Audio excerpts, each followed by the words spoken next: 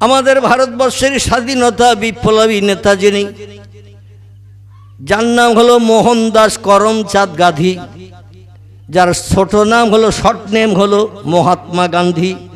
চেনেন তো নাকে? জাতির জনক যারে বলা হয়, তাম ভারতবর্ষের মানুষকে ইংরেজদের কাছ থেকে স্বাধীনতা কেড়ে নিয়েছিলেন।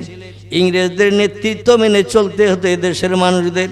সেই নেতৃত্ব উৎখাত করে দেশের মানুষকে স্বাধীনতা দেওয়ার জন্য বিপ্লব করেছিলেন যিনি, তার নাম হলো মোহনদাস করমচাঁদ গান্ধী। লোকটির শর্ট নেম হলো মহাত্মা গান্ধী। তিনি একটি তথ্য দিয়েছেন আমাদের নবীর সম্পর্কে। সেই তথ্যটা আপনাদের কাছে দিই। নবীর মহব্বতে কেন দরুদ শরীফ আমরা বেশি বেশি পড়ব? নবীর মহব্বতে আমরা ভালোবাসা রক্ষার্থে কেন নবীর নামের তহবা আমরা বেশি বেশি জপ করব। জাতির জনক কম বেশি আপনারা তারা দেখবেন 3 রাস্তার মোড়ে 4 রাস্তার মোড়ে এখনো পর্যন্ত মহাত্মা গান্ধীর স্ট্যাচু বানানো আছে, আছে না? 3 রাস্তা 4 রাস্তার মোড়ে। শহর এলাকায় দেখবেন বেশি থাকে, গ্রাম এলাকায় কম থাকে। দেখবেন তার মাথা নেড়া, চোখে চশমা, হাতে লাঠি, পরনে ধুতি, বকড়া গালে মিসমিস মিসমিস করে হাসতেছে। ঠিক বললাম না ভুল বললাম? গালে কিন্তু দাঁত নাই তার, বৃদ্ধ হওয়ার কারণে, বৃদ্ধ জয়ীব হওয়ার কারণে তাই তিনি লাঠি ব্যবহার করতেন। তার হাতে এখনো লাঠি আছে, চোখে চশমা আছে, গোল চশমা। আমাদের তো একটু চারকোনা মার্কা, ওনার চোখে চশমাটা গোল, ঠিক কি না? মাথা নাড়া এবং তার পরনে ধুতি, এইভাবে দাঁড়িয়ে আছেন আজনমকাল। ইনি উচ্চশিক্ষিত হায়ার এডুকেটেড ব্যক্তি ছিলেন, যিনি অক্সফোর্ড বিশ্ববিদ্যালয় থেকে উচ্চ শিক্ষা নিয়ে ফিরে এসেছিলেন। ইনি একটি তথ্য দিয়েছেন আমাদের নবীর সম্পর্কে। মহাত্মা গান্ধী বলছেন, প্রতীচ্য যখন অন্ধকারে নিমজ্জিত ছিল, প্রাচ্যের আকাশে উদয় হয়েছিল এক উজ্জ্বল নক্ষত্র। তা থেকে আর্ত পৃথিবী পেয়েছিল আলো, তাম দুনিয়ার মানুষ পেয়েছিল স্বস্তি ও শান্তি। এই নক্ষত্রের নাম মক্কার জ্যোতি, মদিনার বাতি, আব্দুল্লাহর বেটা, মামিনার নয়নের মণি, যার মধুর নাম আল্লাহ নিজেই কোট করে কোরআনে লিপিবদ্ধ করে দিয়েছেন। একটু চিল্লাই বলুন সুবহানাল্লাহ। কোরআন শরীফের ভিতরে আল্লাহর পাঠানো অতীতকাল থেকে নিয়ে পয়গম্বর মোহাম্মদ রাসূলুল্লাহ পর্যন্ত 25 মতান্তরে 27 জন পয়গম্বরের নাম কোট করা আছে। তবে সব থেকে শ্রদ্ধাভাজনের নাম যেটি, সেটির নাম হলো আমাদের পয়গম্বর। অধিকাংশ পয়গম্বরের নাম তার বাবা দাদা আপনজন রেখেছে, কিন্তু আমাদের পয়গম্বরের নাম এই পৃথিবীতে বাপ দাদা চাচা আপনজন কেউ রাখে নাই। আমাদের পয়গম্বরের নাম আল্লাহ স্বয়ং জান্নাতি ধাত্রী, যারা বিশ্ব নবীকে জন্মগ্রহণ করাতে মামিনার ঘরে এসেছিলেন, তারাই সন্তান প্রসব করে দিয়ে যাওয়ার সময় বলে গেলেন, তোমার এই বাচ্চাটার কি নাম রাখবে?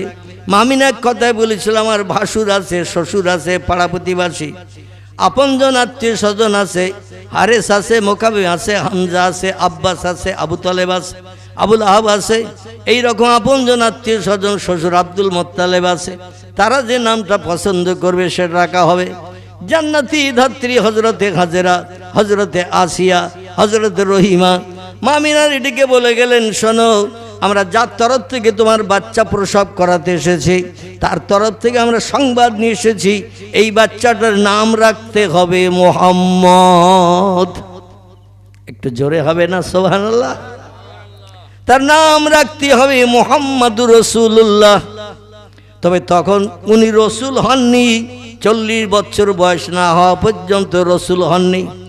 তবে তার নামটা এইটা রাখবে মুহাম্মদ। মুহাম্মদ, মোহাম্মদ শব্দটি হলো আরবি ভাষা, এর বাংলা অর্থ হলো প্রশংসিত।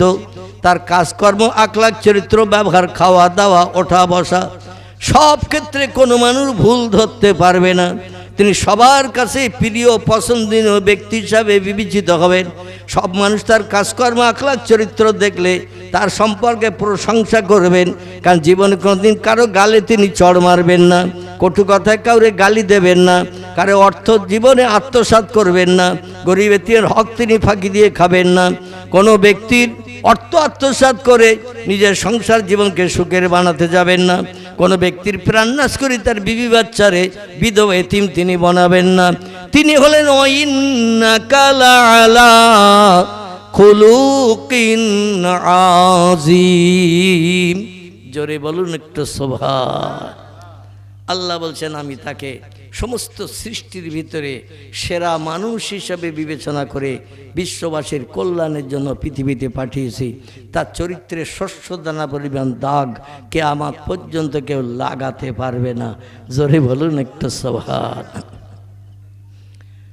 মহাত্মা গান্ধী বলছেন প্রতীচ্য যখন অন্ধকারে নিমজ্জিত ছিল, প্রতীচ্য বলতে তামাম বিশ্বকে বোঝানো হয়। তিনি বলছেন তামাম পৃথিবী যখন অন্ধকারে ভরাডুবি হয়েছিল, প্রাচ্যের আকাশে উদয় হয়েছিল এক উজ্জ্বল নক্ষত্র।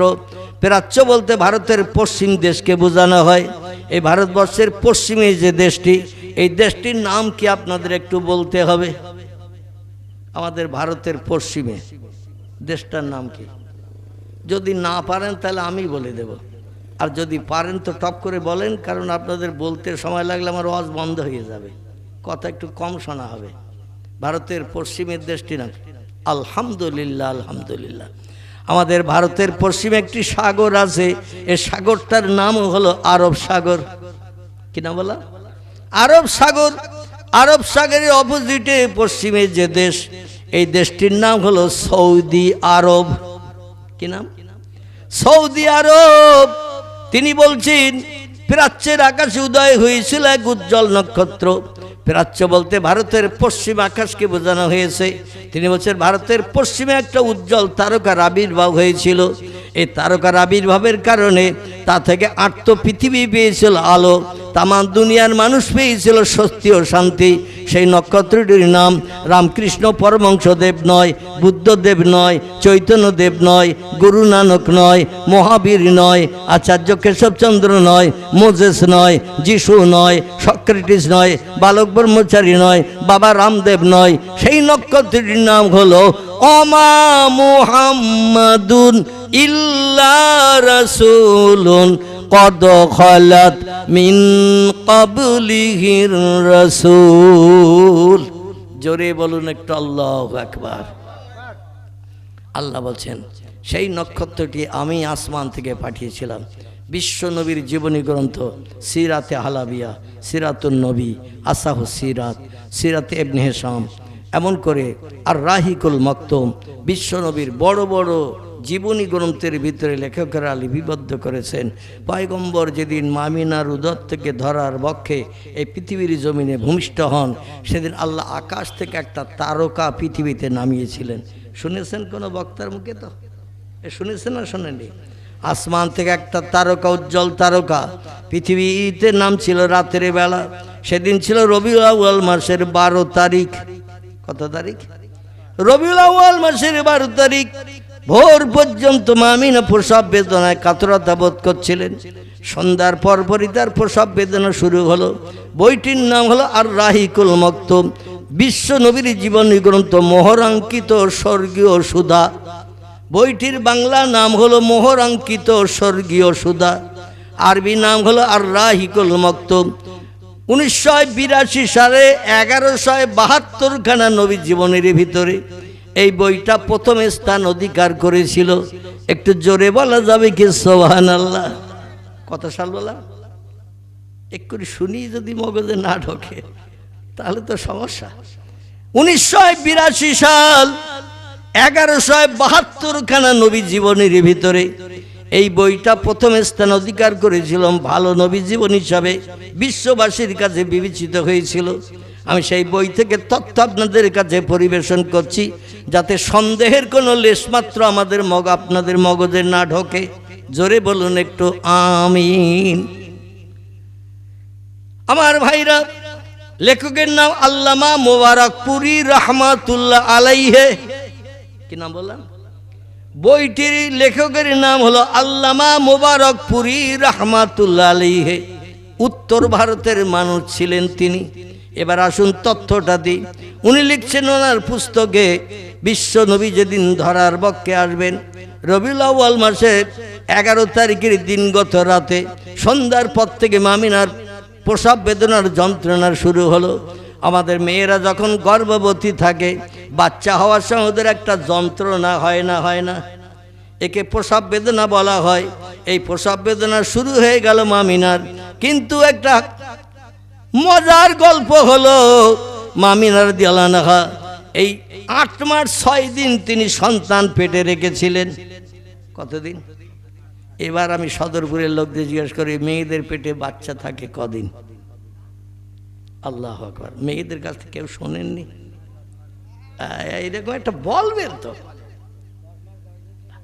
হ্যাঁ, আসলে পৃথিবীতে তফসিরের ভিতরে তফসিরে রুহুল বায়ান, তফসিরে মাওজিহুল কোরআন, তফসিরে বায়ানুল কোরআন, তফসিরে বাইজাবি, তফসিরে কাশাফ, তফসিরে বিজলাল কোরআন, তফসিরে মারেফুল কোরআন, তফসিরে বায়ানুল কোরআন, বিখ্যাত তফসিরে ইবনে কাসির, বিখ্যাত তফসিরের কিতাবে লেখকেরা লিপিবদ্ধ করেছেন, বাচ্চা মায়ের পেটে থাকে 9 মাস 10 দিন। ক মাস? এতগুলো তফসিরের কিতাব থেকে আমি তথ্য কালেকশন করে আপনাদের কাছে দিচ্ছি। আমাদের দেশে মেয়েলি প্রবাদ আছে, কারণ পেটে বাচ্চা তো ছেলেরা রাখে না, রাখে? বাচ্চা ছেলেদের পেটে থাকে, মেয়েদের পেটে থাকে। তাহলে তথ্যটা ছেলেদের থেকে মেয়েরা বেশি দিতে পারে না? তাদের পেটে বাচ্চা কতদিন থাকে? ওরা বলতে পারে বেশি, আলহামদুলিল্লাহ, কিন্তু ঘটনা হচ্ছে ওরা হিসাব ঠিক রাখে, বলার সময় 1 মাস বাড়িয়ে বলে। 9 মাস 10 দিন বাচ্চা মায়ের পেটে থাকে, 270 দিন। কথা বললাম? 270 দিন বাচ্চা মায়ের পেটে থাকে। এরপরে বাচ্চা স্বাভাবিক নিয়মে জন্মগ্রহণ করে। হিসাব করলে দেখা যায় 9 মাস 10 দিন। মেয়েরা হিসাব ঠিক রাখে, কিন্তু বলার সময় 1 মাস বাড়িয়ে বলে। কারণ 10 মাস 10 দিন বাচ্চা পেটে থাকতে গেলে 11 মাস পড়লে বাচ্চা হতে হবে, অন্যথায় 10 মাস 10 দিন তার পেটে থাকা সম্ভব নয়। কথাটা ঠিক বললাম না ভুল বললাম? 10 মাস 10 দিন বাচ্চা পেটে থাকতে গেলে 10 মাস পেরিয়ে 11 মাস পড়লে বাচ্চা হতে হবে, তাহলে 10 মাস 10 দিন তার মায়ের পেটে থাকার সুযোগ হবে।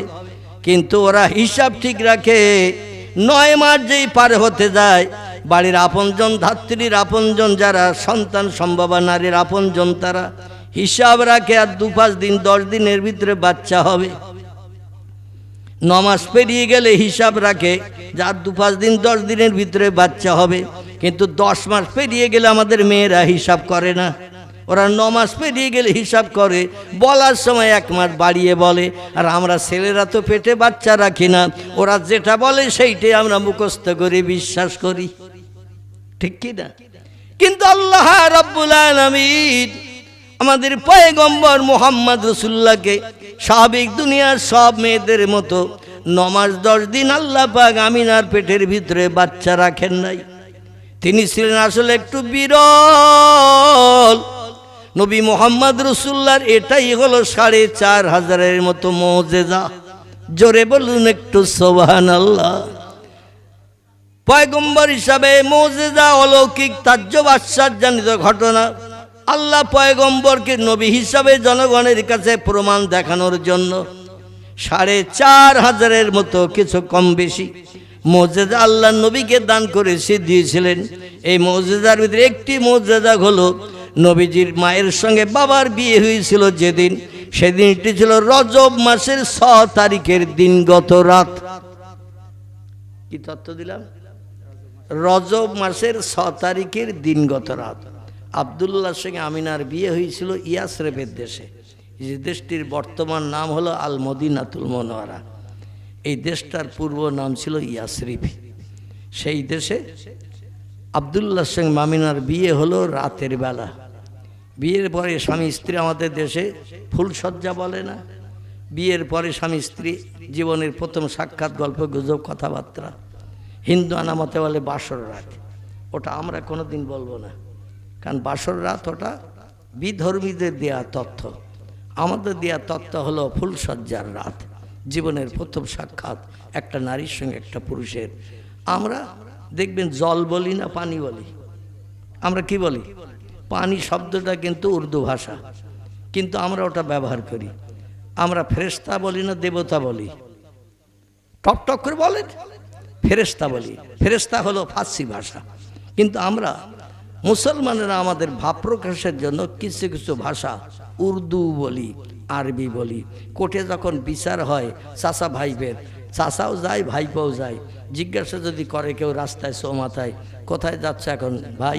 বলছে আজকের কোর্টে বিচার আছে, দেখে হাকিম আমার পক্ষে রায় দেয় কি ভাইপোর পক্ষে রায় দেয়। জায়গা জমিন একটু ঝামেলা চলছে 11 বছর। এ অনেকে বলে না। তো এই আমরা বিচার কার কাছে নিতে যাই? হাকিমের কাছে। হাকিম শব্দটা কিন্তু আরবি ভাষা। হাকিম শব্দ আরবি ভাষা। ইংরেজিতে যারা ম্যাজিস্ট্রেট বলা হয়, বাংলায় এর বিচারক বলা হয়। বিচারক শুনিয়ে বুঝে যে রায় দেবে, সেটা হয়তো আমার পক্ষেও যেতে পারে, ভাইপোর পক্ষেও যেতে পারে। তাহলে বাঙালি আমরা যারা মুসলমান, আমাদের ভাষা আসলে কিন্তু খিচুড়ি মার্কা ভাষা। কি মার্কা বললাম? আমাদের ভাষা হলো খিচুড়ি মার্কা ভাষা। যেমন আজকে রান্না হচ্ছে না, ডাল চাল কপি আলু, মানে যখন যেটা কুমড়ো টুমড়ো এটা ওটা যখন যেটা হয় ওইটা দিয়ে দেখবেন একসঙ্গে করে ডাল চাল আলু গোশ সব দেয় না? এর কি বলা হয়? খিচুড়ি। এ আমাদের ভাষাটাই হলো খিচুড়ি মার্কা ভাষা।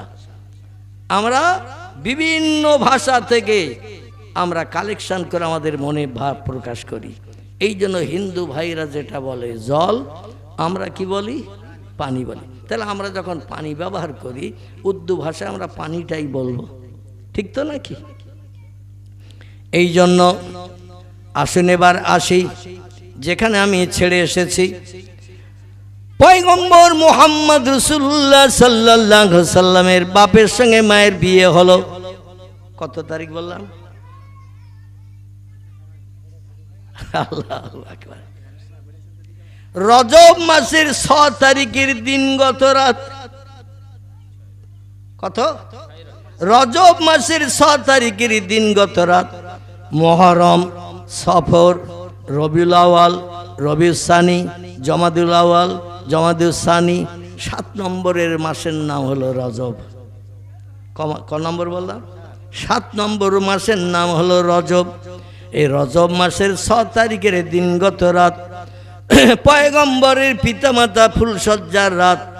আমাদের ইসলামী মতে স্বামী স্ত্রী প্রথম সাক্ষাৎ, সেখানে একে অপরের জীবন ইতিহাসের গল্প শুনবে, একে অপরকে প্রেম নিবেদন করবে, হাসি মুখে তার অতীতকালের ইতিহাস শুনবে। এই রাতে পয়গম্বর মুহাম্মদ রাসূলুল্লাহ ফুলসজ্জার রাতে মায়ের উদরে এসেছিলেন।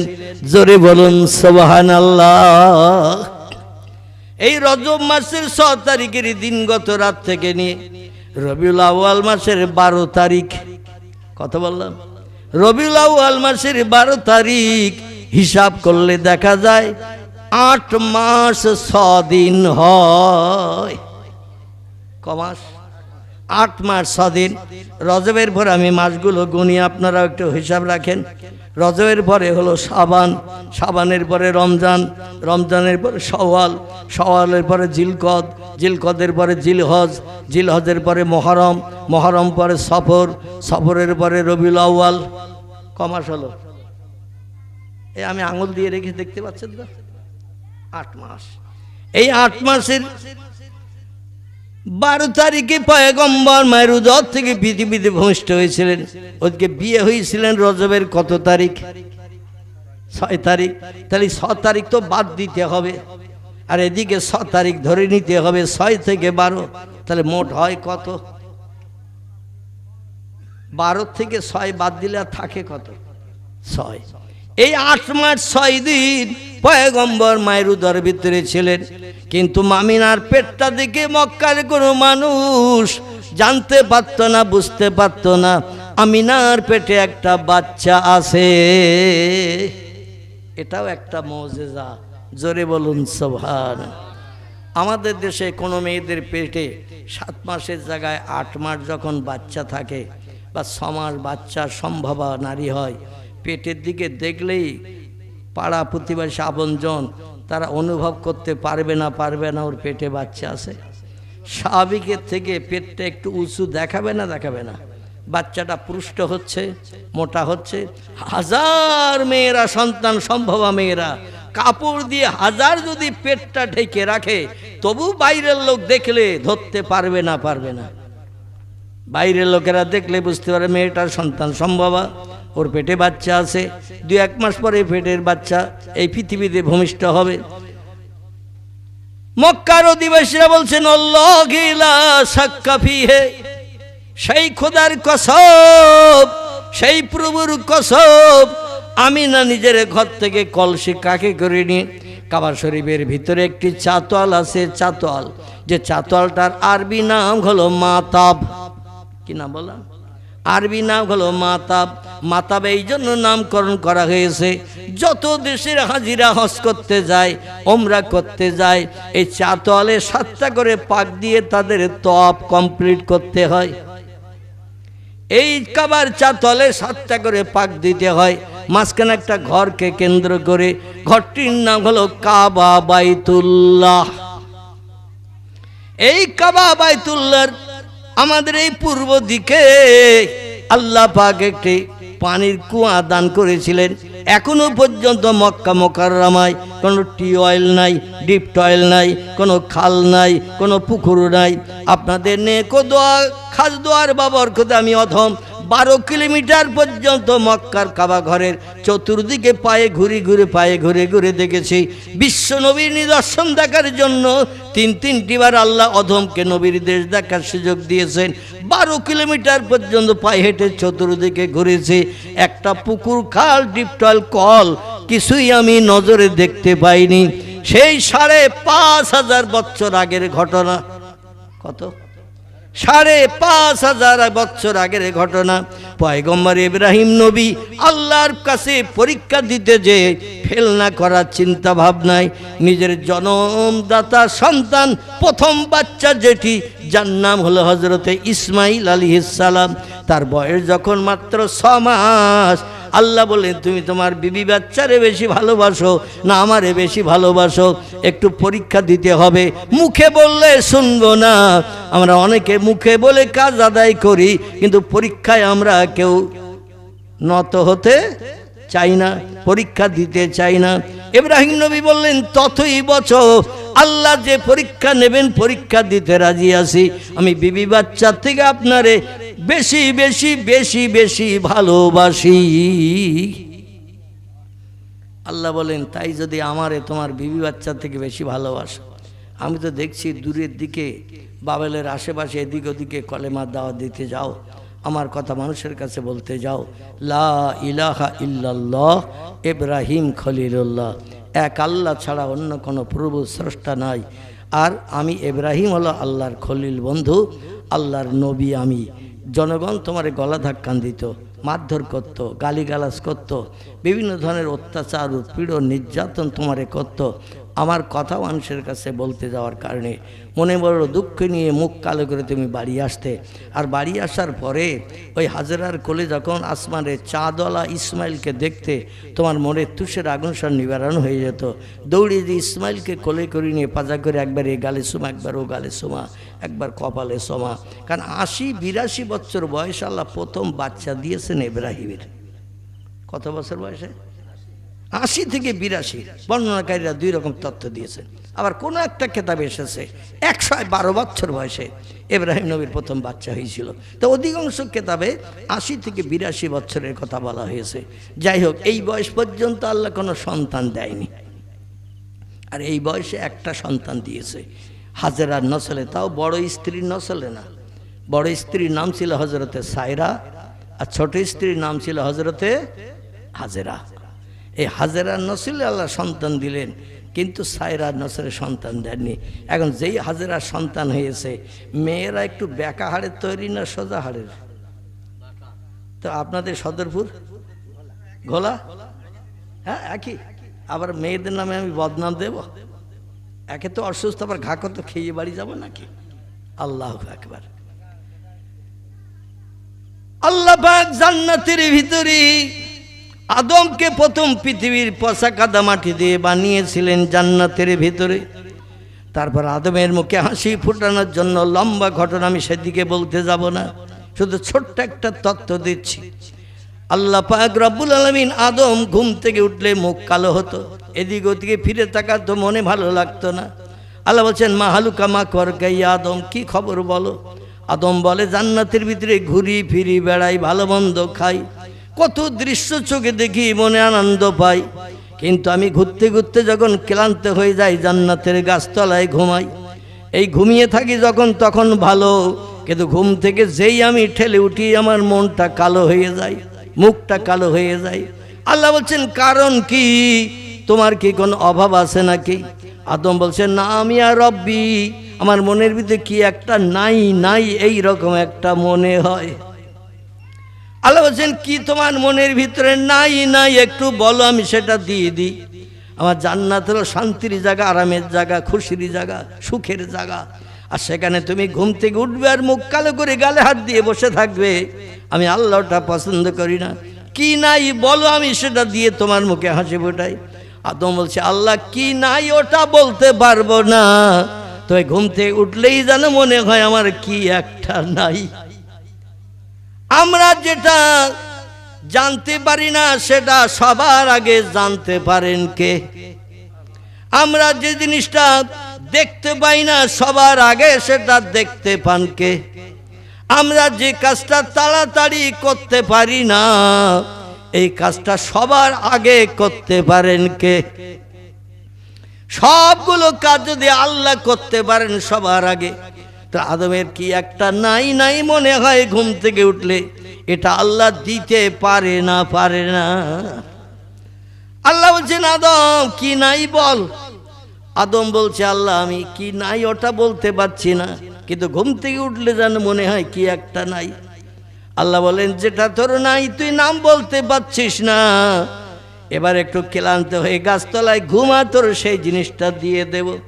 আমরা যেটা জানি না সেটা জানে কে? নারে তাকবীর, সেটা আমার আল্লাহ জানেন। আদম গাছতলায় ঘুমিয়ে পড়েছে, সংক্ষেপ কথা। আর আল্লাহ পাক রব্বুল আলামিন আদমের ঘুমন্ত অবস্থায় হযরত জিবরিলকে ডেকে বলেন ইয়া জিবরিল ইজহাব, তাড়াতাড়ি করে চলে যা। আর আদম ঘুমন্ত অবস্থায় আছে, ওই অবস্থায় তার বাম পাজরের একটা হাড় বার কর। আমাদের হসপিটালে যখন অপারেশন হয় তখন হুশওয়ালা লোকের অপারেশন হয় না, হুশ বন্ধ করে বেহুশ করে অপারেশন হয়। আমার অপারেশন করতে 3.5 ঘন্টার উপরে লেগেছিল। পুরো পাজরের কাঠি থেকে একেবারে কুস্কি পর্যন্ত পেট ফাড়া, 21টা সেলাই ছিল আমার পেটে। কিডনি ট্রান্সপ্লান্ট হয়েছিল যখন 2024 সালের 18ই জানুয়ারি আমার হসপিটালে। তো 3.5 ঘন্টার পরে বেডে তুলেছে অপারেশন করে, সেলাই টেলাই দিয়ে 4টে থলিয়ে ব্যাগ, এদিকে দুটো এদিকে দুটো ঝুলিয়ে দিয়েছে। একটা দিয়ে রড বেরোবে, একটা দিয়ে ব্লাড বেরোবে, একটা দিয়ে পেশাব বেরোবে, একটা দিয়ে পুষ্করসানি যা কিছু বার হয় সেগুলো বার হবে। 4টে থলি ঝুলিয়ে দিয়েছে। তো যখন স্ট্রেচারে করে নিয়ে যাচ্ছে তখন হঠাৎ দেখি আমার হুঁশ ফিরেছে। আমি বলি এ কি, এসব থলি টলি ঝুলতেছে এখন দেখি। দেখলাম সব পেটের ভিতরে মোটা কালো, ঠিক এইরকম মোটা মোটা কালো পাইপ ঢুকিয়ে দিয়ে তা দিয়ে সব ওই রসটা বার করছে, পেশাবও বার হচ্ছে, ব্লাডও বার হচ্ছে, মানে অপারেশনের কাটাকুটি করেছ তো সেগুলো বার হচ্ছে। ওরা নিয়ে গেল, মানে এই কি এইউসি ঘর না কি একটা বলে না, হ্যাঁ হ্যাঁ, ওই ঘরের ভিতরে আমার নিয়ে চলে গেল। যাই হোক, আমি কিছুই খবর রাখি না, কিছুই জানি না, শুধু দেখলাম উপরে 5টা বিভিন্ন ধরনের লাইট জ্বলতেছে। 5টা লাইট, এক একটা লাইটের কালার এক এক রকম। এই লাইটগুলো আমি একটু দেখছি, দেখতে দেখতে কখন আমি বেহুশ হয়ে গেছি আমি নিজেই বলতে পারি না। আর কখন ওরা সেইবার ফাড়াফাড়ি করতেছে, কাটাকুটি করতেছে, পাশে আবার আরেকজনের পেট কেটে তার থেকে কিডনি বার করে আমার পেটে আবার জুটতেছে। আম গাছে কলম বাঁধে না, আম গাছে ঠিক কলম বাঁধে যেমন এক গাছ থেকে কেটে নিয়ে আরেক গাছে বেঁধে দেয়, ঠিক ওই রকম আমার পেটে একটা কিডনি জোড়া। আপনাদের সকলের পেটে কিডনি 2টা, আমার পেটে বর্তমান এখন একটা। আর 2টো যা ছিল আমার 2টা ড্যামেজ, অকেজ হয়ে গেছে। 3.5 বছর একদিন বাদ একদিন কলকাতা আরএন টেগর হসপিটালে আমাকে ডায়ালিসিস করতে যেতে হয়েছে একদিন বাদ একদিন 3.5 বছর। এই বলতে বোতা রাস্তা দিয়ে গিয়েছি মালঞ্চ হয়ে একেবারে ঘটপুকুর হয়ে সেই কলকাতা গড়িয়া। যাই হোক, এখন আল্লাহ পাক আদমকে একটু কোন শব্দের মাধ্যম দিয়ে বেহুশ করে দিলেন। কারণ জিবরিল আমিন যদি সরাসরি পেটের ভিতর থেকে একটা হাড় বার করে নেয়, কষ্ট হবে না? হবে না? চিল্লাচিল্লি করবে না? করবে না? এই জন্য আমাদের ডাক্তারেরা এই আদম সফিউল্লাহর পেটের হাড় আল্লাহ যখন প্রথম সঙ্গী একজন নারী বানালেন, ওই যে একটু বেহুশ করে দিয়েছিলেন, এই বেহুশটাই পৃথিবীর বিজ্ঞানীরা পরবর্তীতে রিসার্চ করে ইনজেকশন টান করে মানুষকে বেহুশ করেন 2-3 ঘন্টা ধরে, যাতে সচল না থাকে, অচল থাকে, ও যাতে কথা বলতে না পারে। কারণ কোনো রুগী যদি জানতে পারে যে আমার এখন পেট ফাড়বে, তো লাথি মেরে ডাক্তারের কি ডাক্তারি কাজ করার স্বাদ মিটিয়ে দেবে কি না? মিটিয়ে দেবে। আমার ভাইরা, হযরত আদমের পেট থেকে বাম ধারের পাঁজরের হাড় আমাদের একটা কম, নারীদের একটা হাড় বেশি। তার কারণ হলো আমাদের পাঁজরে একটা হাড় বার করে নিয়ে আল্লাহ জিবরিলকে বললেন বার করো। জিবরিল বললেন ইয়া রব্বি, ও আমার প্রভু, মানুষের দেহে কত সোজা হাড় আছে, হাতের পোষা থেকে কনুই পর্যন্ত সোজা, কনুই থেকে কাঁধ পর্যন্ত সোজা, পায়ের হাঁটু থেকে নিয়ে পাতা পর্যন্ত, গোস পর্যন্ত সোজা, হাঁটু থেকে কোমর পর্যন্ত সোজা, পিঠের মেরুদণ্ড যেটা এটা বেকানা সোজা, পিঠে মেরুদণ্ড হাড় সোজা সোজা, অধিকাংশ গায়ের হাড়গুলো সব সোজা। কি বলে আমাদের পার্টস আদি দামি জিনিসগুলো যেগুলো আল্লাহ ঢেকে রেখেছেন হাড় দিয়ে, এই পাঁজরের কাঠি দিয়ে এর ভিতরে কিছু পার্টস আদি আছে, দামি পার্টস, এগুলো আল্লাহ একটু বেকা হাড় দিয়ে খাঁচার মতো ঢেকে রেখেছেন। এই একটা হাড় বার করে নিয়ে নিলেন জিবরিল। জিবরিল বলছেন আল্লাহ, এত সোজা সোজা হাড় থাকতে আপনি কেন বেকা হাড় বার করতে বললেন? আল্লাহ বলেন জিবরিল, তুমি জানো না আল্লাহু আলিমুন বিজাতিস সুদূর, আমি বান্দার অন্তরের গোপন খবরও রাখি। তোমরা যা দেখো না আমি তা দেখি, যে কাজ করতে পারো না সেটা আমি পারি, যে কথা তোমরা শুনতে পাও না সেটা আমি সবার আগে শুনি। এই জন্য আমি বেকা হাড় এই জন্য বার করতে বলেছি। ওই বেকা হাড় দিয়ে আদমের মনের দুঃখ নিবারণের জন্য, তার মুখে হাসি ফুটানোর জন্য, জান্নাত একজন সঙ্গী বানানোর জন্য আমি একটা নারী জাতি বানাবো। ওই একটা নারী জাতি বানিয়ে আদমের মুখে হাসি ফুটাবো, তবে বেকা হাড় দিয়ে আমি তারে বানাবো। এই জন্য বেকা হাড় দিয়ে বানাবো, মেয়েরা দুনিয়া যখন সংসার যাপন করতে যাবে ওরা বেকা বেকা চলবে, বেকা বেকা কথা বলবে, বেকা বেকা সিদ্ধান্ত নেবে। আর পুরুষেরা ওগুলো যদি মানিয়ে নিয়ে চলে তাহলে পুরুষদের জন্য জান্নাত হালাল হবে। আপনাদের ঘোলা এলাকার মেয়েরা সব বেকা বেকা চলে না, এরা সব সোজা চলে।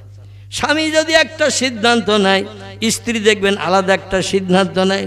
স্বামী যদি বলে মিষ্টি আনবো চৌমাথার বাজার থেকে খাবো, ল্যাংচা আনবো, রসগোল্লা আনবো, কিংবা আর অন্য কিছু আনবো, স্ত্রী বলবেন তুমি জানো আনো, আমার জন্য 3টে ফুচকা আনো। ঠিক বলছি না ভুল বলছি?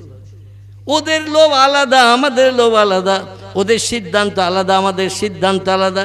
এই জন্য মেয়েদের সঙ্গে ছেলেদের মাঝে মধ্যে মতদ্বন্দ্ব হয়।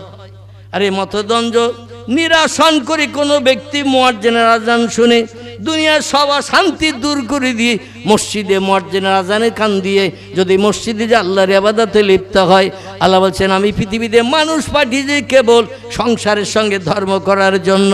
এই সংসারের মাধ্যম দিয়ে যারা ধর্ম করবে, আমি আল্লাহ পাকের ইবাদতটা আমার কাছে সব থেকে বেশি প্রিয়। ওয়াইন মিন শাইইন ইল্লা ইউসাব্বিহু বিহামদিহি, আল্লাহ বলছেন যত সৃষ্টি পৃথিবীতে চোখে দেখতে পাও, যত সৃষ্টি চোখে দেখতে পাও না, সমস্ত সৃষ্টি আমার নামের তসবিহ পড়ে, আমার নামের প্রশংসা করে। লা ইয়াফকাহুনা ইল্লা তাসবিহাহু, ওদের ভাষা তোমরা বুঝতে পারো না। ব্যাং ঘাগর ঘাগর করে, বিড়াল ম্যাও ম্যাও করে, গরু হুম্বা হুম্বা করে, ছাগল প্যাঁ প্যাঁ করে, পাখিরা কিচিরমিচির করে, ওদের ভাষা কেবল আমি বুঝি, তোমরা বোঝো না, বোঝো না। কোনো সৃষ্টি আমি আল্লাহ আমার নামের জপ জেকের ছাড়া তারা জবানে কোনো আওয়াজ করে না, এই জন্য তারা আমার নামের জপ জেকের 24 ঘন্টা ধরে করে। ও মানুষ, তোমাদের সৃষ্টি শ্রেষ্ঠ করে বানিয়েছি বলে তোমরা এক ওয়াক্ত নামাজের আজান শোনার পরও মসজিদে যাও না। ঠিক বললাম না ভুল বললাম? এখানে যতগুলো মানুষ আমরা আছি, আমি যদি বলেন হাত তোলেন এশার নামাজ কে কে পড়েছেন, অধিকাংশ ব্যক্তির হাত প্যারালাইজড মার্কা হবে। প্যারালাইজ বোঝেন তো? পক্ষঘাত মার্কা হবে, মানে হাত আর ওসা হবে না। কারণ দিন শরীয়তের কথা শুনি, ইসলামের কথা শুনি, ভালো ভালো ইসলামী আলাপ আলোচনা শুনি, কিন্তু আল্লাহর ফরজ হুকুম আল্লাহ পাক রব্বুল আলামিন তিনি জানিয়ে দিয়ে দিয়েছেন, আফজালুল ইবাদাতি ইবাদাতুস সালাত, উত্তম ইবাদত আল্লাহর রাজা মন্দিরের জন্য তার নাম হলো নামাজ। নামাজ হলো আল্লাহর সঙ্গে সম্পর্ক গাঢ়তর তৈরি করার জন্য মূল উপাদান। এই নামাজ আমাদের আদায় করতেই হবে। আল্লাহ বলছেন দৈনন্দিন আমার দুনিয়ায় বাস করবে তোমরা, আমার নেয়ামত খাবে তোমরা, আমার অনুদান বিবি বাচ্চা নিয়ে সংসার জীবনে সুখ ভোগ করবে, জীবন যৌবনে খোদা নিবৃত্তি করবে, আমার জমিনে ঘর বেঁধে বাস করবে, আর মর্জে না জানে কান দেবে না। ইন্না বাদশা রব্বিকা লাশাদীদ, আমার আসমানি গজবের জন্য তোমরা অপেক্ষা করতে থাকো। আমার দুনিয়ায় বাস করবে, আমার নেয়ামত খাবে, আমার অনুদান বিবি বাচ্চা নিয়ে সংসার জীবনে সুখ ভোগ করবে, আমার জমিনে ঘর বেঁধে থাকবে, আর আমার মর্জিনা আজানে কান দেবে না। কোনো মালিক তার বাড়ির গোলাম চাকরকে এমনি এমনি বাড়িতে রাখে? এটা কথা বলতে হবে। কোনো বাড়িওয়ালা তার বাড়ি একটা গোলাম চাকর রাখে, 7টা মোষ আছে, 4টে গরু আছে, 10টা ছাগল আছে, 6টা ভেড়া আছে, এই রকম কোনো বড় অর্থশালী ধনী ব্যক্তি বাড়িতে গোলাম চাকর রাখে না? রাখে না। সেগুলো একটু মাঠে ঘাটে নিয়ে যেতে হবে, সন্ধ্যার আগে আবার বাড়ি আনতে হবে, আবার তাদের একটু জাবনা পানি দিতে হবে, পানি দিতে হবে, গলঘরটা ঝাড়ঝুট দিতে হবে। এখন কোনো কর্মচারী গোলাম সে যদি বলে তোমার কোনো কথা শুনতে পারবো না, আমি কাছের গুলি খেলা করতেছি, কি গুলি? কাছের গুলি খেলা করতেছি, কিংবা এখন পাড়ার ছেলেদের নিয়ে গাদি খেলা করছি, কিংবা তাস খেলা করছি। তুমি এখন চৌমাথায় যে বাজার করে বসিয়াটে যাবে, বাজারে থলে আমার আনতে হবে, ওই সময় আমার নাই। আচ্ছা, এই রকম গোলাম চাকর যদি মালিকের কথার দাম না দেয়, মালিক তারে রাখবে না বিদায় করবে? রাখবে না। ভালোই তথ্য দিলেন তো। আল্লাহ কোরআনে সূরা রহমানে বলছেন, ইয়া মাশারাল জিন্নি ওয়াল ইনসি ইন ইসতাতা'তুম আন তানফুযু মিন আকতারিস সামাওয়াতি ওয়াল আরদ ফানফুযু লা তানফুযুনা ইল্লা বিসুলতান। জোরে বলুন একটু আল্লাহু আকবার, আর একটু জোরে বলুন আল্লাহু আকবার। আল্লাহ বলছেন দুনিয়ায় সব সৃষ্টির ভিতরে 2টি সৃষ্টিকে আমি প্রাধান্য দিয়েছি, মর্যাদা দিয়েছি, দাম বেশি দিয়েছি। একটির নাম হলো আগুন দিয়ে তৈরি করা একটি সৃষ্টির নাম, তার কি? আগুন দিয়ে তৈরি জিন। 2 নম্বর আর একটা সৃষ্টিকে আমি প্রাধান্য দিয়েছি, পৃথিবীতে দাম বেশি দিয়েছি, মর্যাদা বেশি দিয়েছি। এদের বানানো হয়েছে কাদা মাটি দিয়ে, এদের নাম কি? মানুষ। আল্লাহ বলছেন ও দুনিয়ার জিন ও মানুষ, আমি তোমাদের উপলক্ষ করে বলছি, আমার বানানো দুনিয়ায় খলাকাস সামাওয়াতি ওয়াল আরদ, উপরে যা কিছু তাকিয়ে দেখো তাও বানিয়েছে আমি। আর পৃথিবীর জমিনে সাগর সলিল পাহাড় পর্বত গিরিরাজি ঝোপঝাড় জঙ্গল যা কিছু দেখো এগুলো বানিয়েছে বিজ্ঞান, নাকি?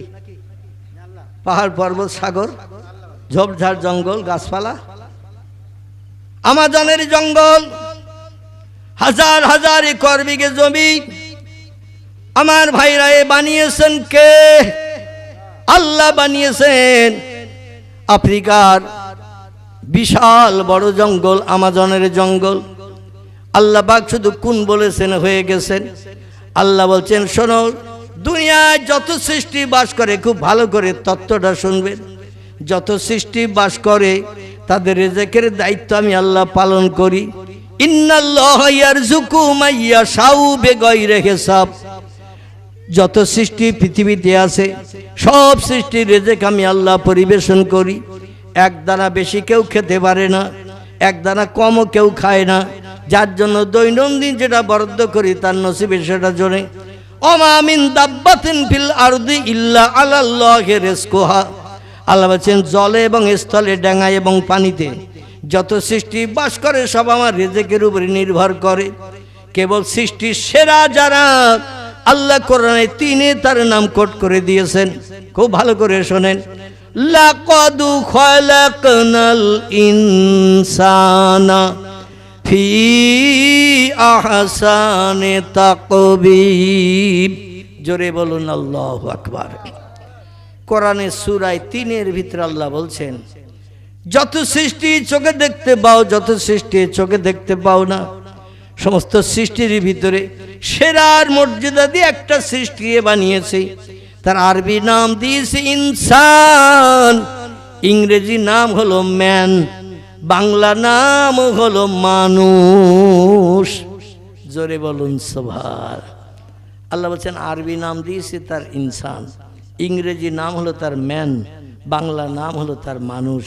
সমস্ত সৃষ্টির ভিতরে মানুষকে আমি সেরা করে বানিয়েছি, কিন্তু মানুষের সেরা হওয়ার কারণে এখন আর আল্লাহরে নেয় না। আচ্ছা, বাঘের কি আল্লাহ কোনোদিন বলেছে রমজান মাসে তোদের 6টা রোজা রাখতে হবে? বাঘের আল্লাহ কোনোদিন বলেছে যে অন্তত 5 ওয়াক্ত নামাজ না পড়িস, মগরিবার এসা 2 ওয়াক্ত জঙ্গল থেকে দৌড়িয়ে এসে আশেপাশে যেখানে নদীর ওপার মসজিদ আছে সেখানে জামাতে অ্যাটেন্ড করিস? গোবর সাহেবের আল্লাহ কোনোদিন বলেছে এই গোবর সাহেব তোরা রমজানের রোজা রাখবি আর এইভাবে আমার হুকুম তামিল করবি, কারণ তোরাও আমার সৃষ্টি? গোবর সাহেব যদি বলে আল্লাহ রোজা নাই রাখলাম সারাদিন, কিন্তু সন্ধ্যাবেলা ইফতার করব কি দিয়ে? ইফতার করব কি দিয়ে? কোথায় যাব? খাবার কোথায় পাবো? বাজারে যদি কিছু খাবার কিনতে যাই তো পিটিয়ে শেষ করে দেবে, রোজা রাখার স্বাদ মিটিয়ে দেবে। আল্লাহ যদি বলতে পারতেন মসজিদে প্রতি বছর বিনা পয়সায় ইফতারি দেয়, সন্ধ্যাবেলা মসজিদে যাবি ইফতারি করতে, কেউ তোদের কাছ থেকে প্লেট কেড়ে নেবে না। তা সাপের সুবিধা হবে না? হবে না? এ সাপের সুবিধা হবে না? হবে না? সারাদিন গর্তের ভিতরে ঝোপের ভেতরে থাকবো, রোজা রাখবো রমজান মাসে, আর সন্ধ্যাবেলা মসজিদে ইফতার করতে যাব।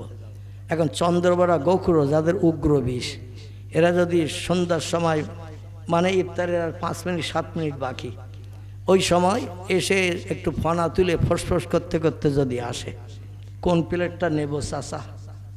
চাচা কোন প্লেটটা আমার দেবেন? বাচ্চা কাচ্চা যারা মসজিদে ইফতারি নিয়ে বসেছিল ওরা প্লেট নিয়ে বাড়ি যাবে না, প্লেট থুয়ে বাড়ি যাবে। কোকড়ো সাপ এসেছে ফনা তুলে ফসফস করতে করতে। বাঘ যদি জঙ্গল থেকে এসে আসে পার্শ্ববর্তী নদীর এপারের মসজিদে, আল্লাহ হুকুম করেছেন মাগরিবের এশার নামাজ 2টো আদায় করবি, আর বাকি 3 ওয়াক্ত পড়তে হবে না। হলুদ কালো ডোরা কাটা, যার ইংরেজির নাম হলো রয়্যাল বেঙ্গল টাইগার, ঠিক তো নাকি? দ্য রয়্যাল বেঙ্গল টাইগার, হলুদ কালো ডোরা কাটা, সুন্দরবনের জঙ্গলের সুনামীয় বাঘ। এ যদি সাগর সাঁতার দিয়ে কিংবা নদী সাঁতার দিয়ে এপারের এলাকার মসজিদে যদি, যোগেশগঞ্জের মসজিদে যদি নামাজ পড়তে আসে, ওপারে জঙ্গলে এপারে মসজিদ যোগেশগঞ্জ, আমি অদম গিয়েছি সেখানে, একেবারে নদীর ওপারে শুধু জঙ্গল আর জঙ্গল। যাই হোক, আরও অনেক ওদিকে গেছি, একেবারে সে গোসাবা মসজিদ বাড়ি থেকে ওদিকে ও মসজিদ দিকে। আর আমি ফুরপুরার হুজুর কেবলা, আমরা যে বছর হজে গিয়েছিলাম 2002 সাল, একই সঙ্গে প্রোগ্রাম গিয়েছিলাম আমরা বাসন্তী থেকে অনেক ভটভটি করে সেই চণ্ডীপুর গ্রাম।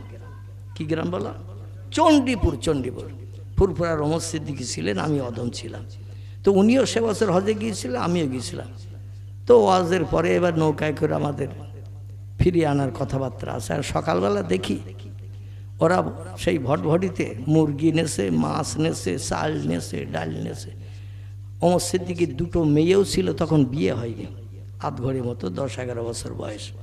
আর আমাদের মিনাখার একটা ছেলে এখনও হুজুরের সঙ্গে থাকে, অলিয়ার তার নাম, চিনলে আপনারা চিনতে পারবেন। অলিয়ার মিনাখাই বাড়ি, হুজুরের সঙ্গে দীর্ঘদিন থাকেন, ও শোক আছে, আমি অধম আছি। আমার সঙ্গে একজন ছিল, বর্তমানে সে আর দুনিয়ায় বেঁচে নাই, আমাদের গ্রামের ছেলে, মাওলানা আয়ুব হাসান তার নাম ছিল।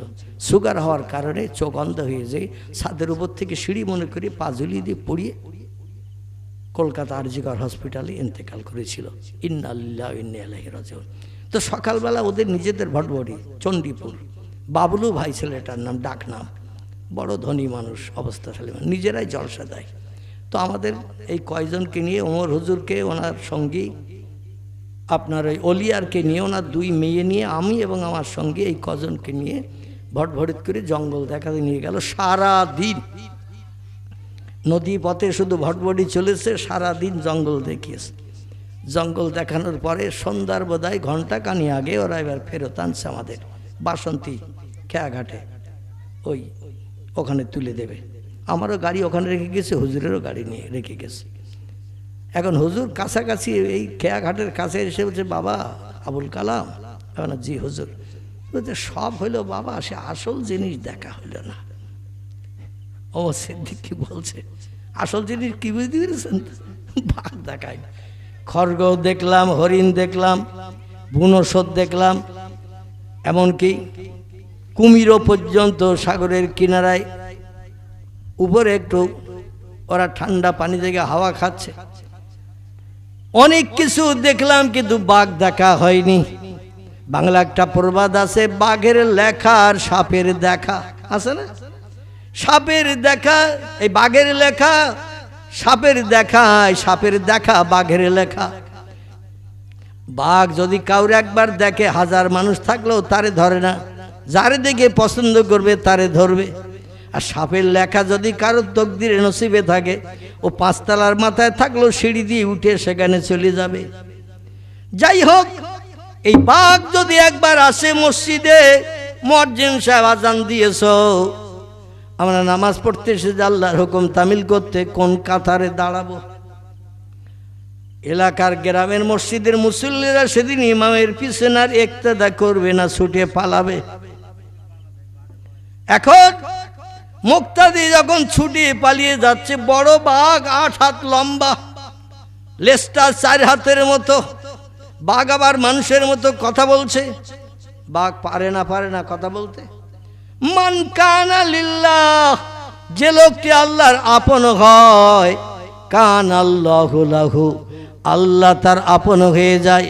আর আল্লাহ যখন কোনো বান্দার আপন হয়ে যায়, ও কুল্লা শাইয়্যিন ইয়ানফাউন নাস, পৃথিবীর সব সৃষ্টি তার হুকুম তামিল করতে বাধ্য হয়। মানুষের ভাষায় তারা কথা বলে, জোরে বলুন সুবহানাল্লাহ। জঙ্গলের হরিণ পয়গম্বরকে বলছি, ইয়া রাসূলুল্লাহ, শিকারের জালে আমার শিং বেঁধে গেছে, আর ছাড়াতে পারি না। শিকারি কখন আসবে জানি না, ধরে নিয়ে যাবে, রান্না করে গোশত পাকিয়ে খাবে। ইয়া রাসূলুল্লাহ, একটু কি দায়িত্ব নেবেন? নবী বলছেন, মা সালাকা ইয়া আইয়ুহাল আরনাব, এ হরিণ কি তুমি বলতে চাইছো বলো। হরিণ বলছে, আমার দূরে পাহাড়ের গুহায় 2টো বাচ্চা আছে ইয়া রাসূলুল্লাহ, তাদের দুধ খাওয়ানোর জন্য আমি তৃণলতা ঘাস এই ঝোপঝাড়ের ভিতরে খেতে এসেছিলাম। আর এই তৃণলতা ঝোপের ভিতরে শিকারি জাল পেতে রেখেছে, আমার জানা ছিল না। আর আমার শিং চারিদিক থেকে বেরিয়ে গেছে, ওই জালে এমনভাবে জড়িয়ে গেছে, যত টানাটানি করি তত জড়িয়ে যায়। এখন আমি আর বেরোনোর কোনো লাইন পাচ্ছি না। সেখানে আসলেই তো ধরেই নিয়ে যাবে, জবাই করে হাঁড়িতে রান্না করে খাবে।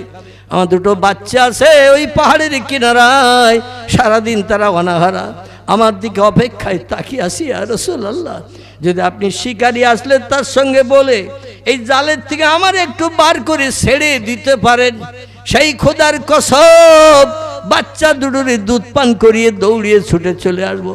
অত জীবনের শেষ দেখা দেখবো, বাচ্চা 2টোর একটু দুধ পান করিয়ে চলে আসবো। নবী বলছেন, তুমি ঠিক বলছো। বলেন, নাম ইয়া রাসূলুল্লাহ। আল্লাহ নবী দাঁড়িয়ে গেলেন, শিকারি কিছু সময় বাদী এসে হাজির হয়ে গেল। শিকারিকে নবী বলছেন, ভাই শিকারি, এ জালটা কার? বলে, আমার জাল। বলে, আপনার জালে একটা হরিণ পড়েছে দেখতে পাচ্ছ? বলে, না। হ্যাঁ, এই জন্যই তো খোঁজ নিতে এসেছিলাম। আজকের জাল পাতার সার্থকতা হলো, অনেক দিন কষ্ট করি জালে কোনো পশু টশু পড়ে না। আজকের একটা হরিণ পড়েছে মানে আমি খুব খুশিতে বাগবাগ। নবী বললেন, শোনো বাবা, এই হরিণটা একটু চলে যাবে, তার দুটি বাচ্চা আছে পাহাড়ের গুহার ভিতরে, তাদের একটু দুধ পান করিয়ে আসবে আর বিদায় নিয়ে আসবে, যাতে সারা জীবন আর তাদের সঙ্গে দেখা হবে না। তুমি হরিণটার মনোবাঞ্ছা পূর্ণের জন্য একটু কি ছেড়ে দিতে পারবে বাবা? শিকারী বলছে, মোহাম্মদ, তোমার মতো পাগল লোক তো পৃথিবীতে আর দুটো নাই।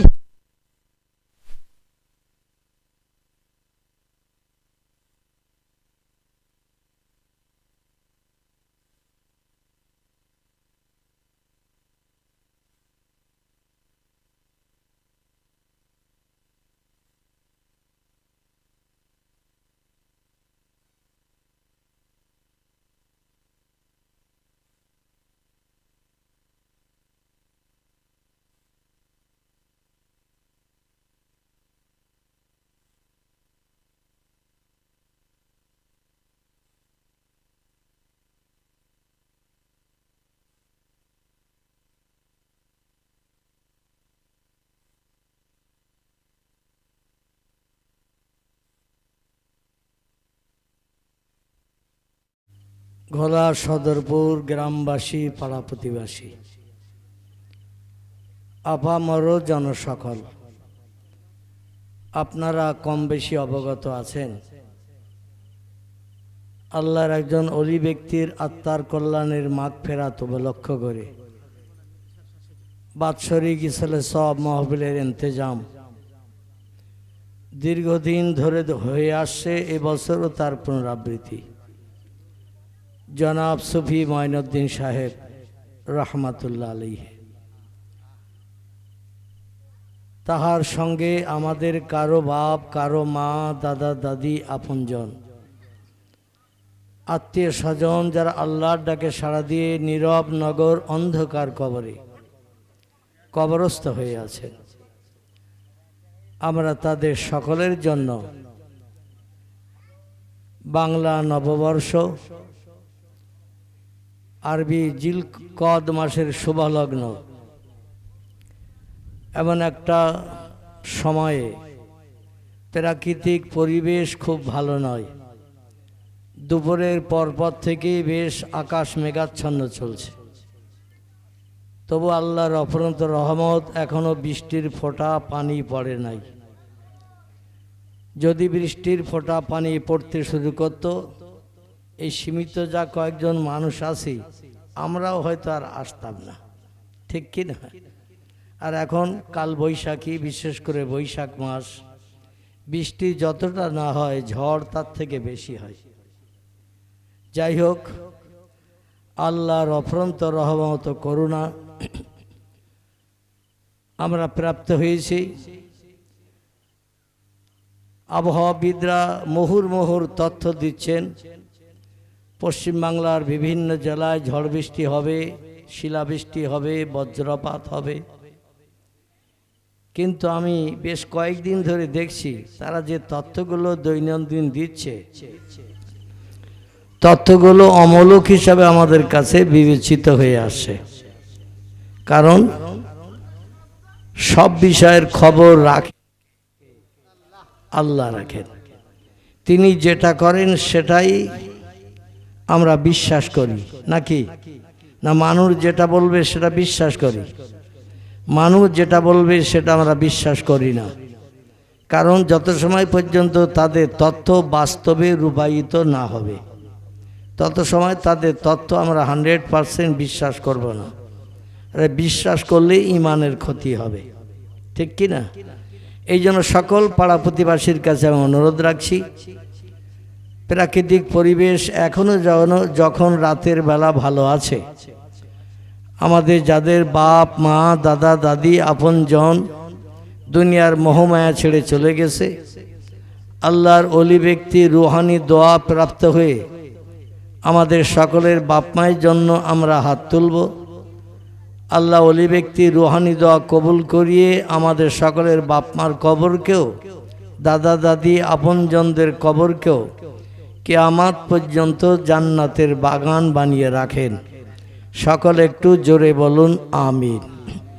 যারা আশেপাশে আছেন, ইতি বিক্ষিপ্ত ঘুরে বেড়াচ্ছেন বা গল্প গুজবে আছেন, আমি অধম মোহাম্মদ আবুল কালাম আপনাদের কাছে সীমিত কিছু সময়ের জন্য এই মজলিসের সৌন্দর্য রক্ষার্থে আগমন করার জন্য, আসার জন্য আহ্বান করছি।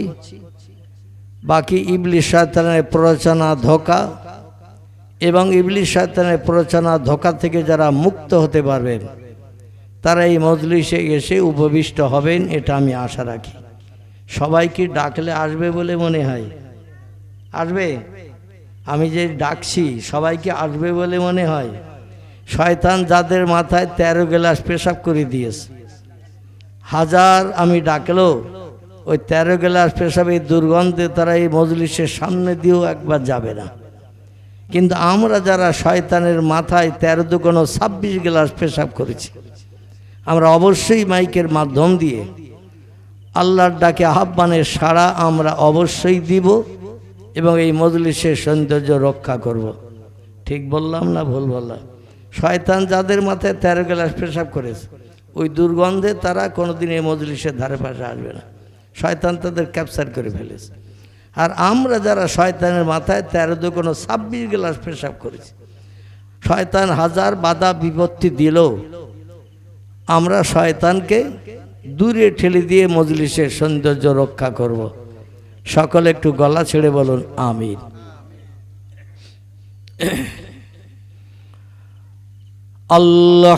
আলহামদুলিল্লাহ,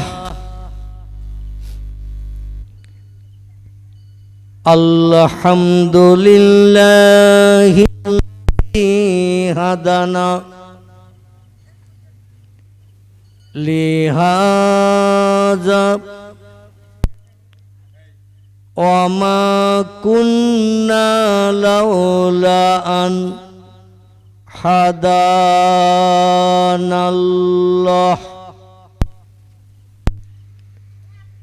ওয়া আশহাদু আল্লা ইলাহা ইল্লাল্লাহু ওয়াহদাহু লা শারীকা লাহ শাহাদাতান মান আমানা বিল্লাহি ওয়া কাফারা বিজিবতি ওয়াত তাগুত واشهد ان سيدنا ونبينا وحبيبنا وشفيعنا وسندنا ومولانا محمدا সাল্লাল্লাহু আলাইহি ওয়াসাল্লাম আবদুহু ওয়া রাসূলুহু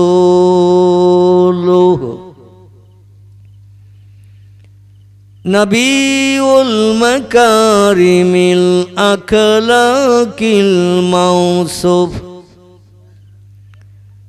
وبالكمال الأوصاف المنعوت فقد قال الله تعالى في كلامه المجيد وفي الفرقانه الحميد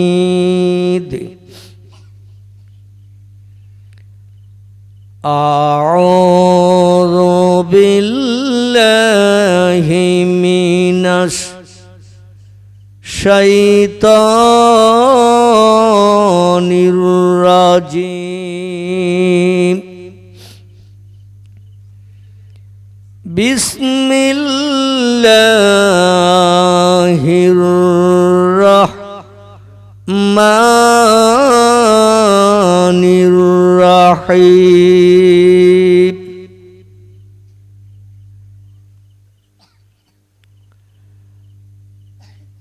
আলা ইন্না আউলিয়া আল্লাহ লা খাউফুন আলাইহিম ওয়ালা হুম ইয়াহজানুন।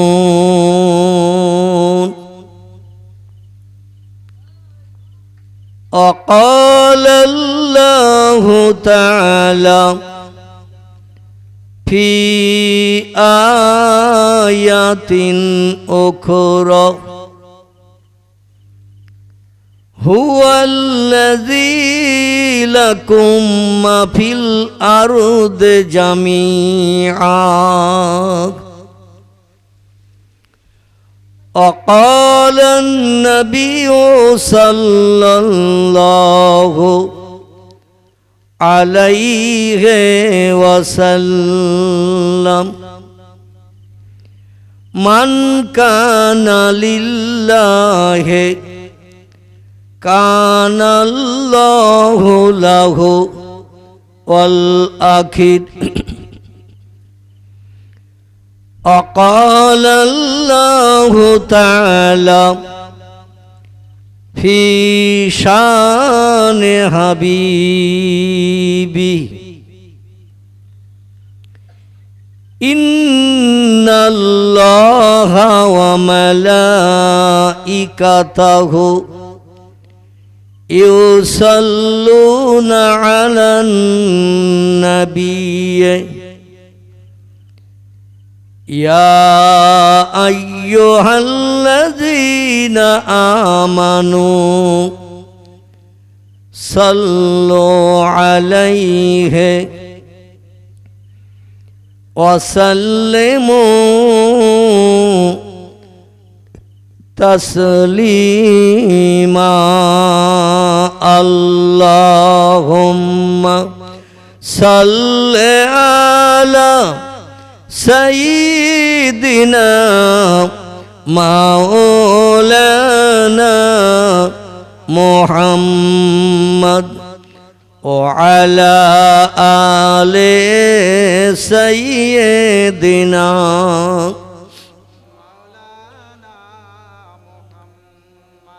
জনসংখ্যা কম হলো গলার আওয়াজের একটু চড়া ভাব দিতে হবে। মাইকের মাধ্যম দিয়ে আওয়াজ যখন দূরের দিকে যাচ্ছে তারা যেন অন্তত অনুভব করে শতিনেক মানুষ বসে আছে। কথাটা খারাপ বললাম না ভালো বললাম? আমরা একটু কণ্ঠের আওয়াজ জোর করে তুলব। আর নবীর মহব্বতের দরুদ শরীফ পড়ায় আমাদের কি লস হবে না লাভ হবে? আমাদের লাভ হবে। এই জন্য আমরা একটু প্রাণ খুলে গলা ছেড়ে বিশ্ব নবীর শান মহব্বত ভালোবাসা রক্ষার্থে নবীর প্রেম হাসরের মাঠে পয়গম্বরের শাফাত নিয়ে আল্লাহর দয়ার জান্নাত জান্নাত যাতে হালাল বানাতে পারি, একটু গলা ছেড়ে নবীর মহব্বতে দরুদ শরীফ পড়লে কি কোনো অসুবিধা হবে? তাহলে আমরা সবাই একটু গলা ছেড়ে পীরে নবীর মহব্বতে একটু দরুদের তোহবা পেশ করব। এই ধারণা করি যে আগামীকাল আমরা নাও বেঁচে থাকতে পারি। কি কথাটা ঠিক বললাম না ভুল বললাম? রসুল বলছেন আন্নাউম আখুল মাউত, ঘুম হলো মরণের ভাই। এই জলসা শেষ করে বাড়ি দিয়ে আমরা ঘুমাবো না, বাকি রাত যা থাকবে ফজরের আজান ধ্বনি পর্যন্ত আমরা দেহের ক্লান্তি দূর করার জন্য বিশ্রাম করব না? কি করব না? করব।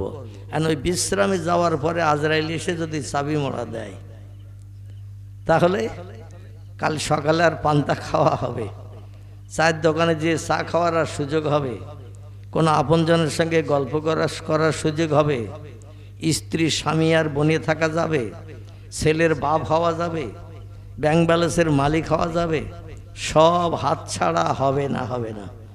এই জন্য এই রাতটাই জীবনের শেষ রাত মনে করি নবী স্মরণ করে আমরা কবরে যেতে পারি।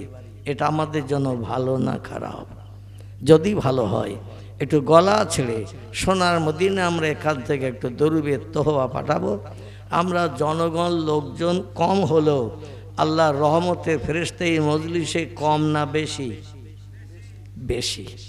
আল্লাহর রহমতের ফেরেশতা, যেখানে কোরআনের আলোচনা হয়, হাদিসের আলোচনা হয়, আল্লাহর অগণিত রহমতের ফেরেশতা ওই মজলিসে এসে হাজির হয়ে যায়। শুধু তাই না, আমরা নবীর মহব্বতে যে দরুদ শরীফ পাঠ করব, রহমতের ফেরেশতার ইসমে আজম পাঠ করে ডানা মেলে সুদূর ৬৫০০ কিলোমিটারের উপরের রাস্তা সোনার মদিনাতুল মনোয়ারায় যে পয়গম্বর মোহাম্মদ রসুল্লাহ মৃত না জেন্দা, জেন্দা, সে জেন্দা নবীর দরবারে ফেরেশতারা আমার নাম, আমার বাপের নাম নবীজির কাছে জানিয়ে বলবেন, রাতের বেলা বিবি বাচ্চার মায়া ছেড়ে দিয়ে শান্তির শয্যা বিছানা পরিত্যাগ করে ঘুমের বিছানায় লাথি মেরে আপনার মহব্বতে কোরআনের মজলিসে দরুদ শরীফ পাঠ করছে। রসুল পাক সাল্লাল্লাহু আলাইহি সাল্লাম বলবেন, ফেরেশতারা তোমরা সাক্ষ্য থেকো, যারা আমার মহব্বতে রাতের বেলা ঘুম হারাম করে বিবি বাচ্চার মায়া ছেড়ে শান্তির সোজা বিছানায় লাথি মেরে কোরআনী মজলিসের সৌন্দর্য রক্ষার্থে গোলাপ ফুলের পাবড়ির মতো বসে আছে, ওরা যদি হাসরের মাঠে হিসাব আনতে জাহান্নামীয় হয়ে যায়, তোমরা আমাকে একটু তথ্য দিয়ে ওই লোকদের সম্পর্কে। লা ইয়াদখুলুল জান্নাহ, আমি মোহাম্মদ তত সময় পর্যন্ত জান্নাতে ঢুকবো না, হাত্তা ইহাতাক্কে ও ইখুরিজু মিনান নারে মান ক্বালা লা ইলাহা ইল্লাল্লাহ মুহাম্মাদুর রাসূলুল্লাহ। আমার আল্লাহর নামের স্মরণ জিভ দিয়ে যদি একটা বার করে, আমি মোহাম্মদ আমার নামের তসবিহ যদি একটা বার তারা পড়ে থাকে, আমি তাদের জান্নাতে না নিয়ে জান্নাতে ঢুকবো না। আর একটু জোরে হবে না? নারায়ে তাকবীর। তাহলে দরুদ শরীফ আস্তে পড়বো না জোরে পড়বো? জোরে। বাচ্চারা তোমাদের তাবারুক দরকার হয় 2 প্যাকেট করে দেয়া হবে, আর বসিয়ে যদি খেতে দেয়া হয় 2 বার দেয়া হবে। ঝামেলা করো না তোমরা কেউ।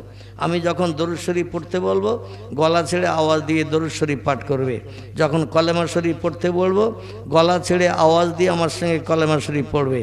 আর বাকি সময় আমি যখন দিন শরীয়তের কথা বলবো চুপ করে বসে বসে শুনবে, কেউ যেন কারোর সঙ্গে গলা জড়িয়ে কথা বলবে না। রাজি আছো তো? কেউ যেন কারোর সঙ্গে গলা জড়িয়ে কথা বলবে না। আর যদি ধৈর্য ধরতে হয়, শোনো, যদি ধৈর্য ধরতে না পারো, দুজন গলা যেয়ে উঠিয়ে এই প্যান্ডেলের বাইরে যেয়ে কথা শেষ করি আবার এসে বলবে। তো এখানে কথা বললে হবে না কিন্তু। আর যদি এর পরও তোমরা কথা বলো, 3 জনের 4 জায়গায় তুলে দেবো, বলো। বুঝতে পারলে তো? 3 জনের 4 জায়গায় তুলে দেবো। আর নইলে তোমরা এসে ওয়াজ করো, আমরা সবাই শুনি। তোমরা এখানে বসে ওয়াজ করো, আমরা সবাই শুনি। আর যদি ওয়াজ করতে না পারো, তাহলে আমি কি বলছি ওইটা শোনো। যদি ধৈর্য না ধরে, বাড়ি দিয়ে ফ্যান পাখা চালিয়ে দিয়ে দেওয়ালে গায়ে সুইচ টিপে সিলিং পাখা চালিয়ে দিয়ে ঢুম পটাশ পড়ে যাও। এখানে বসে কথা বললে হবে না। না, ওরা আর মনে হচ্ছে আর কোনো অসুবিধা করবে না।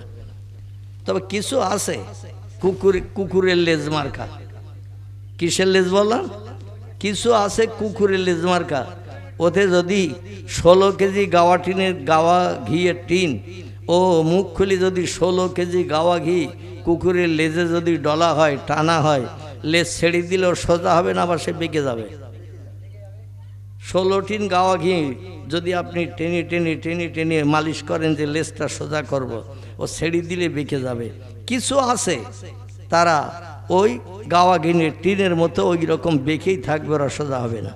তবে যাদের জ্ঞান বুদ্ধি আল্লাহ একটু দিয়েছে, আশা রাখি তারা আমার কথাটার মর্যাদা দেবে, মজলিসের সৌন্দর্য নষ্ট করবে না। এবার একটু প্রাণ ভরে উচ্চ রবে গলা ছেড়ে নবীর মহব্বতে একটু দরুদ শরীফ। আল্লাহুম্মা সাল্লি আলা সাইয়্যিদিনা মাওলানা মুহাম্মদ ও আলা আলে সাইয়্যিদিনা মাওলানা। ও আমিনা তোমার ঘরে, ও আমিনা তোমার ঘরে নূরের আলো জ্বাললোকে, চন্দ্র সূর্য হার মানিল সেই আলোরই রোশনীতে চন্দ্র সূর্য যে আলোতে হার মানিয়া গেল, সেই নবীরই মোহাব্বতে দরুদ মুমিন পড়ো। আল্লাহুম্মা সাল্লি আলা সাইয়্যিদিনা মাওলানা মুহাম্মদ ও আলা আলে সাইয়্যিদিনা।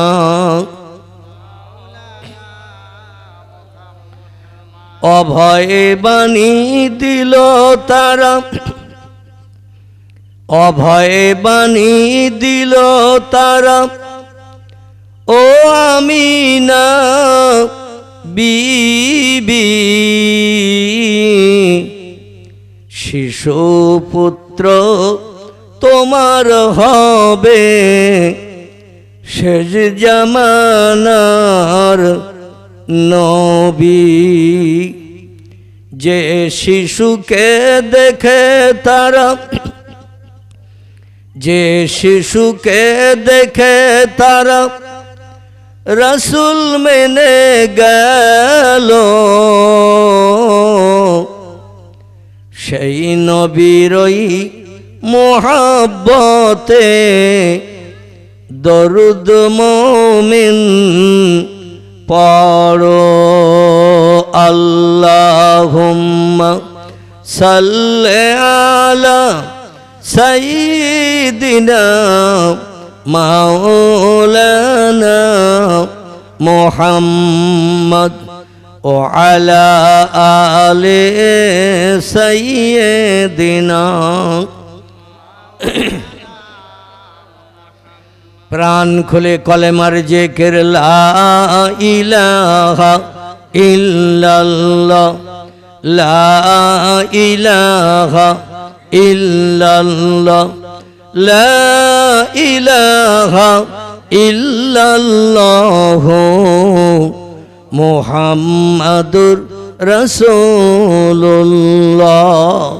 কলেমা সঙ্গের সাথী, কলেমা সঙ্গের সাথী, কলেমা হবে গোরের বাতি। তাই পড়ো কলেমা দিবারাতি, কলেমা ছাড়া নাই গতি। বলো লা ইলাহা ইল্লাল্লাহ, লা ইলাহা, লা ইলাহা ইল্লাল্লাহ মুহাম্মাদুর রাসূল। নবী বকর গারে সুরে, নবী বকর গারে সুরে, সেই নামেরই জিকির করে। তাই না দেখে মাকড় সাথী জাল বুনিয়া যায়, কবুতর এসে পাশে বসে স্মরণ করে তাই। বলো লা ইলাহা ইল্লাল্লাহ, লা ইলাহা, লা ইলাহা ইল্লাল্লাহ মুহাম্মাদুর রাসূলুল্লাহ। সকলে প্রাণ খুলে বলুন সাল্লাল্লাহু আলাইহি ওয়াসাল্লাম। তিরমিজি আবু দাউদ শরীফের হাদিস। পয়গম্বর বলছেন, আমার যে উম্মত আমার নাম শুনল, মুহাম্মদ রাসূলুল্লাহ নাম শুনল, কিন্তু নাম শোনার পরে একটু সাল্লাল্লাহু আলাইহি সাল্লাম বলল না, তার মতো কৃপণ বকিল কঞ্জুস তারা তামাম পৃথিবীতে আর দুজন নাই। ওই লোকটি পৃথিবীতে সব থেকে বড় কঞ্জুস, সব থেকে বড় বখিল, সব থেকে বড় কৃপণ, যে আমার নাম শুনলো কিন্তু একটু সাল্লাল্লাহু আলাইহি সাল্লাম বলল না, আমার নাম শোনার পরে একটু দরুদের তোহফা পেশ করলো না।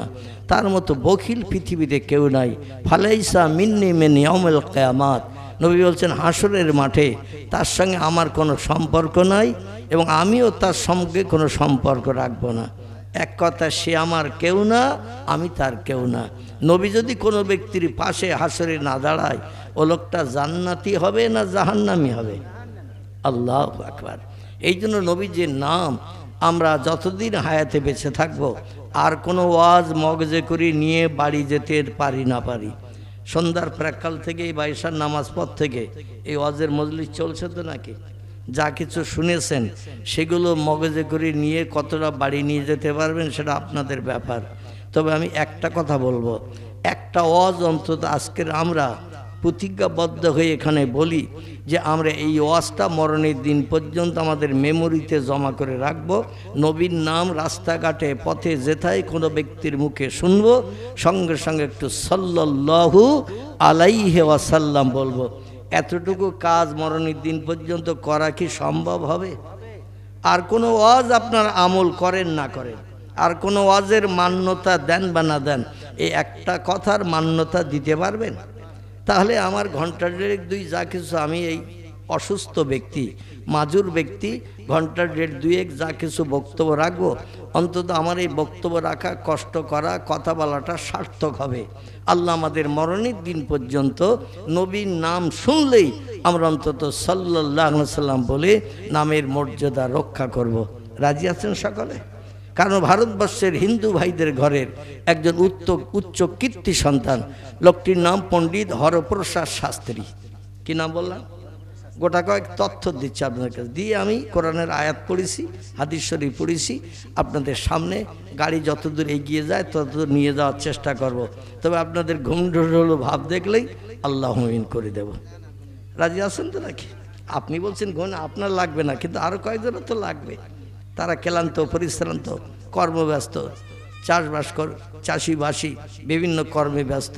রাত 11টার পরে অধিকাংশ মানুষের চোখ আস্তে আস্তে মুদিয়ে আসে। ঠিক বললাম না ভুল বললাম?